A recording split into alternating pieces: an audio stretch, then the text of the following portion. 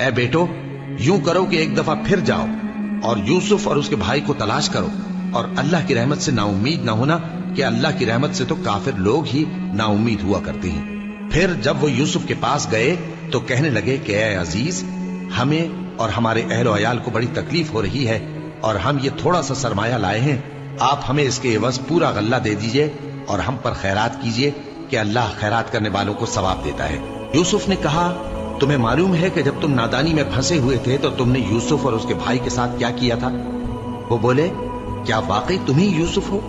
انہوں نے کہا، ہاں میں ہی یوسف ہوں، اور بن یامین کی طرف اشارہ کر کے کہنے لگے، یہ میرا بھائی ہے، اللہ نے ہم پر بڑا احسان کیا ہے۔ جو شخص اللہ سے ڈرتا اور صبر کرتا ہے تو اللہ نیکوکاروں کا اجر ضائع نہیں کرتا۔ وہ بولے، اللہ کی قسم، اللہ نے تم کو ہم پر فضیلت بخشی ہے، اور بے شک ہم خطاکار تھے۔ یوسف نے کہا کہ آج کے دن تم پر کوئی ملامت نہیں، اللہ تم کو معاف کرے، اور وہ سب سے بڑھ کر رحم کرنے والا ہے۔ یہ میرا کرتا لے جاؤ، پھر اسے والد صاحب کے منہ پر ڈال دینا تو وہ بینا ہو جائیں گے، اور اپنے تمام اہل و عیال کو میرے پاس لے آؤ۔ اور جب قافلہ مصر سے روانہ ہوا تو ان کے والد کہنے لگے کہ اگر مجھ کو یہ نہ کہو کہ بوڑھا بہک گیا ہے تو مجھے تو یوسف کی بو آ رہی ہے۔ وہ بولے کہ واللہ آپ اسی قدیم غلطی میں مبتلا ہیں۔ مگر جب خوشخبری دینے والا آ پہنچا تو اس نے کرتا ان کے منہ پر ڈال دیا، سو وہ بینا ہو گئے، اور بیٹوں سے کہنے لگے، کیا میں نے تم سے نہیں کہا تھا کہ میں اللہ کی طرف سے وہ باتیں جانتا ہوں جو تم نہیں جانتے؟ بیٹوں نے کہا کہ ابا، ہمارے لیے ہمارے گناہ کی مغفرت مانگیے، بے شک ہم خطاکار تھے۔ فرمایا، میں اپنے پروردگار سے تمہارے لیے بخشش مانگوں گا، بے شک وہ بخشنے والا ہے، مہربان ہے۔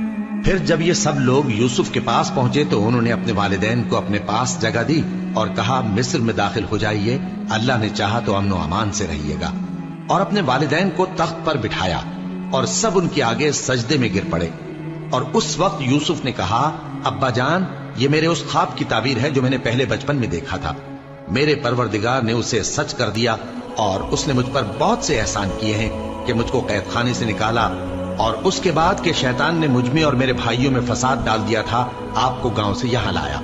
بے شک میرا پروردگار جو چاہتا ہے تدبیر سے کرتا ہے، وہ علم والا ہے، حکمت والا ہے۔ جب یہ سب باتیں ہو لیں تو یوسف نے اللہ سے دعا کی کہ اے میرے پروردگار، تو نے مجھ کو حکومت سے نوازا اور خوابوں کی تعبیر کا علم بخشا۔